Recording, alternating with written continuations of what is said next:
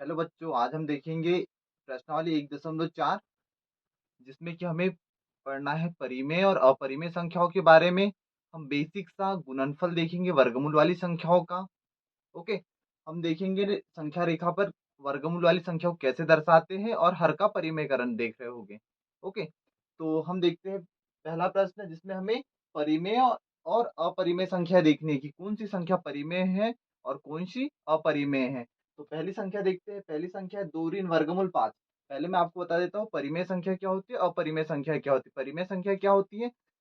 परिमेय संख्या वे संख्या होती है जिसे पी बटे क्यू, इट मीन अंश बटे हर के रूप में लिख सके, और अपरिमेय संख्याओं को पी बटे क्यू के रूप में नहीं लिख सकते हैं। ठीक है, तो और अपरिमेय संख्याओं पर वर्गमूल भी लगा होता है। ठीक है, तो पहली संख्या 2 ऋण वर्गमूल 5। यहाँ से वर्गमूल 5 हट रहा है क्या? नहीं, यहाँ से वर्गमूल 5 नहीं हट रहा है, इसलिए 2 ऋण वर्गमूल 5 ये क्या हो जाएगी? ये हो जाएगी अपरिमेय संख्या। अब है दूसरी संख्या 3 धन वर्गमूल 23 ऋण वर्गमूल 23। यहाँ देखते हैं सरल करने पर क्या वर्गमूल हटता है, ये देखते हैं। तो यहाँ से वर्ग ये कोष्टक हट जाएगा। वर्गमूल 23 धन वाला, वर्गमूल 23 ऋण वाला, ये कैंसिल हो जाएगा। तो क्या बचा यहाँ? 3। और 3 के बटे में 1 लिख सकते हैं, मतलब 3 को पी बटे क्यू के रूप में लिख सकते हैं, इसलिए ये क्या हो जाएगी? ये हो जाएगी परिमेय संख्या। अब है तीसरा 2 वर्गमूल 7 बटे 7 वर्गमूल 7। तो देखते हैं यहाँ क्या, यहाँ वर्गमूल कैंसिल हो पाता है? वर्गमूल 7 से वर्गमूल 7 कैंसिल हो जाएगा। क्या बच रहा है? 2/7। 2/7 क्या है? यह है एक परिमेय संख्या, क्योंकि ये क्या है? पी बटे क्यू के रूप में है। चौथा है 1/वर्गमूल 2। अब देखते हैं क्या यहाँ से वर्गमूल हट पाता है? तो यहाँ से वर्गमूल नहीं हटेगा, इसलिए 1/वर्गमूल 2 क्या हो जाएगी? ये हो जाएगी अपरिमेय संख्या। ठीक है, पांचवा है 2 पाई। पाई क्या है? पाई है एक अपरिमेय संख्या। पाई के साथ आप कोई भी संख्या जोड़ दो, 1 2 3 4, फिर भी वो क्या रहेगी? फिर भी वह अपरिमेय संख्या ही रहेगी, इसलिए 2 पाई क्या हो जाएगी? अपरिमेय संख्या। ठीक है, ये हो गया प्रश्न पहला जिसमें हमने देखा परिमेय और अपरिमेय संख्या देखी। अब हम देखेंगे प्रश्न दूसरा जिसमें हमें जो व्यंजक दिए उसे सरल करना है। ठीक है, हमें दो कोष्टकों में संख्याएं दी रहेगी और दो कोष्टकों के बीच में कोई चिन्ह नहीं होता। इसका मतलब क्या होता है? कि गुणा का चिन्ह है। ठीक है, इसका मतलब हमें इस सवाल में बेसिकली गुणनफल सीखना है, वर्गमूल वाली संख्याओं का गुणनफल सीखना है। दो कोष्टकों में संख्याएं दी रहेगी और इनका हमें गुणा करना होगा। ऐसे सवालों को हम सूत्र की सहायता से भी कर सकते हैं और गुणा करके भी हल कर सकते हैं। ठीक है, तो पहला सवाल है 3 धन वर्गमूल 3 और 2 धन वर्गमूल 2। तो इसमें गुणा कैसे होता है? पहले कोष्टक की पहली संख्या का गुणा होता है पहली संख्या में। ठीक है, तो 3 दूनी 6 हो जाएगा। ठीक, फिर पहली संख्या का गुणा किसमें होगा? दूसरी संख्या में। यहाँ पर 3 पर वर्गमूल नहीं है और यहाँ पर 2 पर वर्गमूल है, तो गुणा कैसे होता है? जैसे दो वर्गमूल में संख्या है, जैसे हमारे पास वर्गमूल 2 और वर्गमूल 5 है, इन दोनों का गुना करना है, तो ये हो जाएगा वर्गमूल 10। इसका मतलब क्या है? कि वर्गमूल के अंदर की संख्याओं का गुना हो जाता है। दोनों संख्या यदि वर्गमूल में है तो उनका गुना हो जाएगा। लेकिन कभी ऐसा है कि एक संख्या वर्गमूल में नहीं है और दूसरी संख्या वर्गमूल में है, उस कंडीशन में क्या होगा? उस कंडीशन में इस 2 का गुना होता है, यहाँ जो संख्या लिखी होती है उससे। यहाँ पर तो कुछ नहीं है, तो 1 है, तो इस 2 का गुना होगा इस 1 में। 2 एकम 2 और वर्गमूल 5। ठीक है, दोनों संख्याओं पर वर्गमूल हो तब गुना हो जाता है, और एक संख्या पर वर्गमूल है और एक संख्या पर वर्गमूल नहीं है, दूसरी संख्या पर है, तो ये बाहर वाली संख्याओं का गुना हो जाएगा और वर्गमूल वाली संख्या सेम रहेगी। ठीक है, वैसे यहाँ पर क्या होगा? यहाँ पर 3 का गुना वर्गमूल के अंदर नहीं होगा। 3 का गुना यहाँ पर जो 1 लिखा है कुछ नहीं है, मतलब 1 है, तो इस 1 से होगा। 3 एकम 3 और वर्गमूल 2 क्या रहेगा? सेम रहेगा। ठीक है, हमने क्या किया? पहली संख्या का गुना दोनों संख्याओं में कर दिया। अब क्या करेंगे? अब इस दूसरी संख्या का गुना पहली संख्या में करेंगे, तो वर्गमूल 3 का गुना 2 में होगा, तो 2 वर्गमूल 3। इस दूसरी संख्या का गुना दूसरी संख्या में भी करेंगे, तो ये हो जाएगा 3 दूनी वर्गमूल 6। क्या करना है हमें? पहली संख्या का गुना करना है दोनों संख्याओं में, फिर दूसरी संख्याओं का भी गुना करना है दोनों संख्याओं में। ठीक है, अब देखते हैं क्या ये और आगे सरल हो पाता है। तो यहाँ पर बिना वर्गमूल वाली संख्या 1 है, यहाँ पर फिर बाकी बिना वर्गमूल वाली संख्या सिंगल नहीं है ना?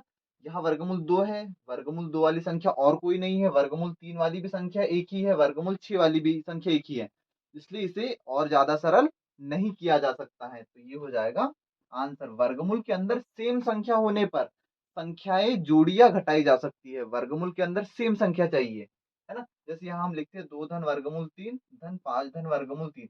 यहाँ वर्गमूल के अंदर सेम संख्या है तो क्या होगा, ये बाहर वाली संख्या जुड़ जाएगी, 2 और 3, सॉरी 2 धन 5 7 और वर्गमूल 3 एक बार लिखेंगे, है ना।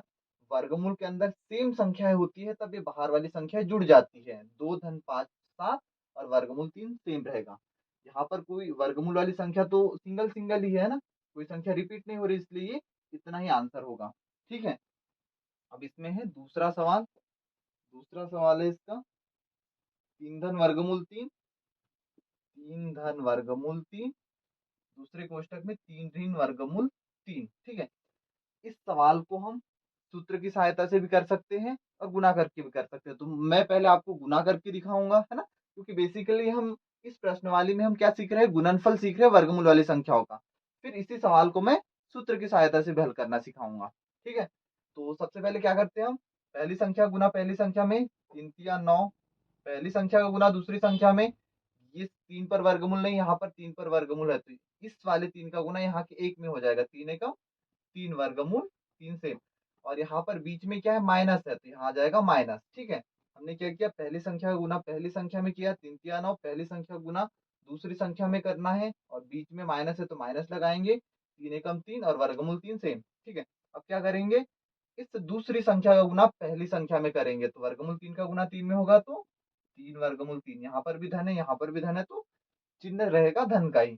अब वर्गमूल 3 का गुना वर्गमूल 3 में होगा, ये ऋण सेम, यहाँ ऋण लगेगा, वर्गमूल 3 का गुना वर्गमूल 3 में होगा तो वर्गमूल 9, और ये 9 ऋण 3 वर्ग, यहाँ यहाँ पर क्या होगा, 3 धन 3 वर्गमूल 3 ऋण वाला, 3 वर्गमूल 3 धन वाला, ये हो जाएंगे कैंसल। ऋण वर्गमूल 9 का क्या निकलता है बाहर, 3 निकलता है, तो ये हो जाएगा 9 ऋण 3, ये आ जाएगा कितना, 6, 6 हो जाएगा हमारा आंसर। ये तो मैंने आपको गुना करके बता दिया, कैसे गुना करके इसका आंसर, कैसे इसे हल किया जाता है। अब इसी को मैं बता देता हूँ सूत्र की सहायता से। सवाल है 3 धन वर्गमूल 3, 3 ऋण वर्गमूल 3। ठीक है, यहाँ फॉर्मूला लगेगा ए स्क्वायर माइनस बी स्क्वायर, जो कि होता है ए प्लस बी ए माइनस बी। ठीक है, ये जो सवाल दिया है, सवाल इस रूप में दिया है, इस सवाल को हमें इस रूप में लेकर आना है, तो हम क्या करेंगे, यहाँ पर सवाल है ए प्लस, फॉर्मूला क्या, ए प्लस बी ए माइनस बी, यहाँ पर भी वही है सवाल, यहाँ पर भी देखो, यहाँ पहली पहली संख्या सेम है, यहाँ पर भी पहली पहली संख्या सेम है, यहाँ दूसरी दूसरी संख्या सेम है, जैसे यहाँ बी है यहाँ पर भी है, तो यहाँ पर वर्गमूल 3 है यहाँ पर भी वर्गमूल 3 है, एक जगह धन है एक जगह ऋण है, तो यहाँ पर भी एक जगह धन और एक जगह ऋण है, तो ये फॉर्मूला बनेगा। फॉर्मूला क्या होता है, पहली संख्या का वर्ग ऋण दूसरी संख्या का वर्ग, तो हम क्या करेंगे, पहली संख्या का वर्ग ऋण दूसरी संख्या का वर्ग, यहाँ 3 का वर्ग हो जाएगा 9 और वर्ग से वर्गमूल कैंसिल हो जाएगा, तो ये आ जाएगा कितना, 3, तो 9 ऋण 3 6, 6 हो जाएगा हमारा आंसर। ठीक है, अब इसी का हम तीसरा सवाल करते हैं, जो कि है वर्गमूल 5 धन वर्गमूल 2 पूरे का वर्ग। ठीक है, किसी संख्या का वर्ग लगा होता है, इसका मतलब क्या होता है, वह संख्या दो बार है ना, उस संख्या का हमें दो बार गुणनफल ज्ञात करना होता है। ठीक है, तीसरा सवाल है हमारे पास, वर्गमूल 5 धन वर्गमूल 2 का होल स्क्वायर। होल स्क्वायर का मतलब होता है सेम संख्या का गुना कितने टाइम है, दो बार है ना, सेम संख्या का गुना दो बार करना है हमें, तो हम इसको दो बार लिख देते हैं, वर्गमूल 5 धन वर्गमूल 2, दूसरे कोष्ठक में और एक बार लिख देते हैं वर्गमूल 5 धन वर्गमूल 2। ठीक है, इसे हम सूत्र की सहायता से भी कर सकते हैं और गुणनफल से भी कर सकते हैं। ठीक है, तो अब देखो, पहली संख्या गुना पहली संख्या, वर्गमूल 5 गुणित वर्गमूल 5 वर्गमूल 25, धन पहली संख्या गुना दूसरी संख्या में, वर्गमूल 5 धन वर्गमूल 2 वर्गमूल 10। फिर हमने क्या किया, पहली संख्या गुना दूसरे कोष्टक की दोनों संख्याओं से कर दिया, अब पहले कोष्टक की दूसरी संख्या का गुना भी इन दोनों में करना है, तो वर्गमूल 2 गुणित वर्गमूल 5 ये हो जाएगा वर्गमूल 10, वर्गमूल 2 गुणित वर्गमूल 2 ये हो जाएगा वर्गमूल 4, वर्गमूल 25 का बाहर निकलता है 5। यहाँ देखिए, दोनों कोष्टकों में संख्या सेम है, वर्गमूल 10 और वर्गमूल 10। उस कंडीशन में क्या होता है, जब दोनों कोष्टकों में समान संख्याएं होती है, उस कंडीशन में क्या होता है, ये जो बाहर की संख्या है वे जुड़ या घट सकती है, तो यहाँ पर दोनों जगह धन है तो ये बाहर की संख्या क्या हो जाएगी, जुड़ जाएगी, यहाँ बाहर कुछ नहीं लिखा है तो यहाँ पर भी एक लिखा है और यहाँ पर भी एक है ना, कुछ ना लिखा हो उस कंडीशन में एक लिखा होता है, तो ये क्या हो जाएगा, एक धन एक हो जाएगा दो, वर्गमूल 10 एक बार सेम रहेगा है ना। जैसे हमारे पास x धन x है तो इसे जोड़ना है तो क्या करते हैं हम, x के पहले कुछ नहीं है तो एक है, यहाँ पर भी कुछ नहीं है तो एक है, तो ये एक और एक हो जाता है दो, और x को लिखते हैं एक बार, वैसे एक और एक हो गया दो, और वर्गमूल 10 को लिख दिया हमने एक बार। ठीक है, और वर्गमूल 4 का कितना निकल जाता है बाहर, दो। अब 5 और 2 बिना वर्गमूल वाली संख्या है तो 5 और 2 हो जाएगी 7, धन 2 वर्गमूल 10 सेम, ये हो जाएगा हमारा आंसर। ठीक है, अब इसी में करेंगे हम तीसरा सवाल, सॉरी चौथा सवाल, जो कि है वर्गमूल 5 ऋण वर्गमूल 2 वर्गमूल 5 धन वर्गमूल 2। ठीक है, इसमें भी हमें बेसिकली गुना करना है, फॉर्मूले की सहायता से भी कर सकते हैं हम। चौथा सवाल है वर्गमूल 5 ऋण वर्गमूल 2 वर्गमूल 5 धन वर्गमूल 2। ठीक है, ये हमारे पास दिया है चौथा सवाल। इस सवाल को भी हम गुणनफल से भी याद हल कर सकते हैं और सूत्र की सहायता से भी कर सकते हैं। तो हम इसे करेंगे गुणनफल से, पहली संख्या गुना पहली संख्या में, वर्गमूल 5 गुणित वर्गमूल 5 वर्गमूल 25। ठीक है, फिर वर्गमूल 5 का गुना होगा वर्गमूल 2 में, तो ये आ जाएगा वर्गमूल 5 दूनी 10। ठीक है, अब हमें क्या करना है, माइनस वाली संख्या गुना करना है, माइनस वर्गमूल 2 का वर्गमूल 10 में, तो ये आ जाएगा माइनस, यहाँ का प्लस, माइनस 2 पंच 10, और इस माइनस वर्गमूल 2 का गुना वर्गमूल 2 में करेंगे तो माइनस प्लस माइनस वर्गमूल 2 गुणित वर्गमूल 2 वर्गमूल 4 हो जाएगा। ठीक है, तो वर्गमूल 25 का आ जाता है 5 बार, कैसे पता है आपको, वर्गमूल 5 25 के गुणनखंड हो गए 5 गुणित 5, और 5 5 की जोड़ी से एक 5 बाहर आएगा, ऐसे होता है ना। तो वर्गमूल 5 का क्या आ गया बाहर 5, वर्गमूल 10 धन वाला वर्गमूल 10 ऋण वाला कैंसल, फिर है ऋण, और वर्गमूल 4 का आता है बाहर 2। ठीक है, तो 5 ऋण 2 हो जाएगा ये 3, जो कि हमारा आंसर होगा। अब हम देखेंगे प्रश्न क्रमांक 3, जिसमें आपको बताया है कि प्रश्न में दिया गया है कि पाई को हम वृत्त की परिधि और वृत्त के व्यास के अनुपात के रूप में लिख सकते हैं। मतलब पाई को हम कैसे लिख सकते हैं, पाई को हम लिख सकते हैं पाई बराबरी से हम लिख सकते हैं वृत्त की परिधि सी और व्यास डी के अनुपात के रूप में हम इसे लिख सकते हैं। पाई को हमने किस रूप में लिख दिया, पी बटे क्यू के रूप में लिख दिया। इसका मतलब क्या है, पाई क्या बन रही है, ये पाई एक परिमेय संख्या बन रही है। तो इसमें बोला है कि यदि हम पाई को परिधि, वृत्त की परिधि बटे व्यास के रूप में लिखते हैं, तो यह इस तथ्य का अंतर्विरोध करता हुआ प्रतीत होता है कि पाई क्या है, ये एक अपरिमेय संख्या है। पाई एक अपरिमेय संख्या है, लेकिन जब हम पाई को सी बटे डी के रूप में लिखते हैं तो यह इस बात का विरोध करता है कि पाई क्या है, एक अपरिमेय संख्या है।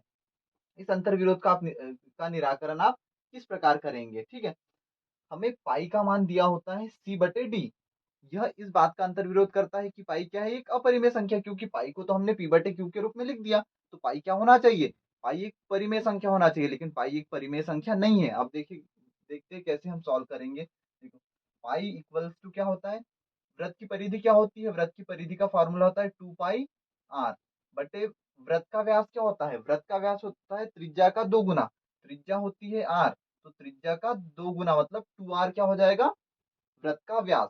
यहाँ पर 2 से 2 कैंसिल हो जाएगा, आर से आर कैंसिल हो जाएगा, तो यहाँ पर क्या आ गया, पाई बराबरी से पाई। ठीक है, तो देखो अपरिमेय संख्या के बराबर अपरिमेय संख्या हो सकती है, इसलिए पाई क्या एक अपरिमेय संख्या ही है। और हम जब भी कोई सवाल हल करते हैं जिसमें हम पाई का मान लिखते हैं, तो पाई का मान हम निश्चित मान नहीं लिखते हैं, हम लगभग में मान लिखते हैं। ठीक है, तो यहाँ पर आ गया पाई बराबर से पाई, मतलब पाई को हम सी बटे डी के रूप में लिख सकते हैं, और यह इस बात को नहीं दर्शाता है कि अपरिमेय परिमेय संख्या है ना। जब हमने इसको हल किया तो पाई बराबर पाई आ गया, मतलब अपरिमेय संख्या बराबर अपरिमेय संख्या आ गई। ठीक है, इसलिए पाई क्या है, एक अपरिमेय संख्या ही है। अब है प्रश्न नंबर 4, जिसमें हमें वर्गमूल 9.3 को संख्या रेखा पर दर्शाना है। ठीक है, संख्या रेखा पर हमें दर्शाना है वर्गमूल 9.3 को। इसके पहले भी हमने वर्गमूल वाली संख्याओं को संख्या रेखा पर दर्शाया, जैसे वर्गमूल 2 वर्गमूल 3 वर्गमूल 5, ऐसी संख्याओं को हमने वर्गमूल संख्या रेखा पर दर्शाए हैं। लेकिन इस सवाल में क्या अलग है, इसमें वर्गमूल के साथ में दशमलव वाली संख्या है। ठीक है, तो चलिए देखते हैं इसे हम कैसे संख्या रेखा पर दर्शाएंगे। तो सबसे पहले हम एक संख्या रेखा बना लेते हैं, है ना। सबसे पहले हम बना लेते हैं एक संख्या रेखा, ये हो गई संख्या रेखा में 0 1 2 3 4 5 6 7 ऐसी संख्या दर्शा देंगे हम इस पर। ठीक, अब हम क्या करेंगे, सबसे पहले हमें 9.3 को वर्गमूल को अभी वर्गमूल 9.3 को नहीं दर्शा रहे, हम किसे दर्शा रहे, सिर्फ हम अभी दर्शा रहे सिर्फ 9.3 को। तो 9.3 जीरो से लेकर 9.3 यहाँ तक होगा। ठीक है, इस बिंदु को हम नाम दे देते हैं ए, और इस वाले बिंदु को हम नाम दे देते हैं क्या, बी। ठीक है, हमने संख्या रेखा पर 9.3 को दर्शा दिया। उसके बाद हम क्या करेंगे, इस बिंदु को एक इस बिंदु को 1 सेंटीमीटर हमने और आगे बढ़ा दिया, और इस बिंदु को नाम दे दिया हमने बिंदु सी। ठीक है, क्या किया हमने, सबसे पहले संख्या रेखा बनाई एक, और इस संख्या रेखा पर हमने 9.3 को दर्शाने के बाद उसे 1 सेंटीमीटर आगे बढ़ा दिया। अब क्या करेंगे, ये जो हमारे पास संख्या रेखा पर ए और सी बिंदु है, ए सी बिंदु का हम एक मध्य बिंदु निकालेंगे, है ना। एक मध्य बिंदु निकालने के बाद हम क्या करेंगे, मध्य बिंदु को केंद्र मानकर हम ऐसी एक चाप बनाएंगे, एक अर्धवृत्त बनाएंगे यहाँ पर। ठीक है, यहाँ पर बना लेंगे हम एक अर्धवृत्त। ठीक है, एसी का मध्य बिंदु लेकर हम एक बना लेंगे अर्धवृत्त। ठीक, और इस बिंदु बी को इस अर्धवृत्त की परिधि पर हम ऐसे मिला देंगे, और जहां पर ये रेखा प्रतिच्छेद करती है इस अर्धवृत्त की परिधि को, इस बिंदु को हम नाम दे देंगे डी। तो जो बी से लेके डी तक की दूरी है, यही डिस्टेंस है, यही दूरी है वर्गमूल 9.3। ठीक है, बी डी का मान ही रहेगा क्या, वर्गमूल 9.3। ठीक है, यहां दर्शा दिया हमने। अब हम क्या करेंगे, बीडी को यहाँ पर भी दर्शा दोगे तो चलेगा, लेकिन आप और क्या कर सकते हो, बीडी को त्रिज्या लेकर एक चाप काटना है संख्या रेखा पर, है ना। एक इतनी त्रिज्या लेकर यहाँ पर आप चाप काटोगे, तो यहाँ से लेके बी से लेके इस बिंदु को नाम दे दो आप ई। तो बी से लेके ई तक की डिस्टेंस क्या होगी, बी से लेके ई तक की डिस्टेंस क्या रहेगी, ये रहेगी वर्गमूल 9.3। आप यहाँ पर भी वर्गमूल 9.3 को दर्शा सकते हो, और इतनी त्रिज्या लेकर यहाँ जब आप चाप बनाते हो, है ना, एक ऐसी चाप बनाओगे, तो ये चाप संख्या रेखा पर जहां काटेगी, तो बी से लेके वहां तक की डिस्टेंस भी क्या हो जाएगी, वर्गमूल 9.3। आप यहाँ पर भी दर्शाओगे तो भी चलेगा, और यहाँ पर दर्शाने के बाद यहाँ पर दर्शा देते हो तो भी चलेगा। ठीक है, तो क्या किया था हमने, सबसे पहले हमने एक संख्या रेखा बनाई, संख्या रेखा पर 9.3 को दर्शाने के बाद उसे 1 सेंटीमीटर आगे बढ़ाया, और इस पूरे का हमने ले लिया एक मध्य बिंदु और एक बना दिया अर्धवृत्त। बिंदु बी को बढ़ाते हुए आगे ले गए, तो इस अर्धवृत्त की परिधि पर जहां प्रतिच्छेद करती है लाइन, वहां से लेकर बिंदु बी तक की दूरी हो जाएगी वर्गमूल 9.3। इतनी त्रिज्या लेकर हमने यहाँ पर एक चाप काटा, तो बी से लेकर बी तक की डिस्टेंस भी क्या है, वर्गमूल 9.3। ठीक है, अब हम करेंगे प्रश्न क्रमांक 5 को हल, जिसमें हमें हर का परिमेयकरण करना है। इसमें पहला सवाल है 1/वर्गमूल 7। तो हर के परिमेयकरण में हम क्या करते हैं, जो हर वाली संख्या होती है उस हर वाली संख्या का गुना कर देते हैं हम उसी संख्या के अंश और हर में। ठीक है, जैसे हमारे पास पहला सवाल दिया 1/वर्गमूल 7, तो इसमें हर में एक ही संख्या है ना, सिंगल डिजिट है। तो उस कंडीशन में हम क्या करते हैं, वर्गमूल जो बटे में संख्या दी है, जो हर में संख्या दी है, उसका गुना अंश और हर में कर लेंगे। तो वर्गमूल 7 का गुना हम कर लेते हैं अंश और हर में। हर के परिमेयकरण में क्या होता है, हर वाली संख्या का गुना होता है उसी संख्या के अंश और हर में। ठीक है, तो वर्गमूल 7 का गुना होगा एक में, तो ये आ जाएगा वर्गमूल 7, और यहाँ वर्गमूल 7 और वर्गमूल 7 का गुना होगा, तो ये आ जाएगा वर्गमूल 7 का वर्ग, या तो वर्ग साथ ही 49 भी लिख सकते हो। ठीक ठीक है, यहाँ 2 बार वर्गमूल वाली संख्या सेम है, वर्गमूल 7 2 बार है, तो वर्गमूल 7 का हम वर्ग भी लगा सकते हैं। तो ये वर्ग से वर्गमूल कैंसिल हो जाएगा, तो यहाँ आ जाएगा वर्गमूल 7/7, जो कि हमारा आंसर होगा। ठीक है, इसी में अब हम दूसरा सवाल करते हैं। दूसरा सवाल है 1/वर्गमूल 7 ऋण वर्गमूल 6। ठीक है, जो हमने पहला सवाल हल किया था उसमें सिर्फ एक ही अंक दिया था हर में, है ना। हर में हमें एक ही अंक दिया गया था, और यहाँ पर दूसरे सवाल में हर में हमें 2 अंक दिए गए हैं, वर्गमूल 7 ऋण वर्गमूल 6। तो देखिए इस कंडीशन में क्या होता है, इस कंडीशन में क्या होगा,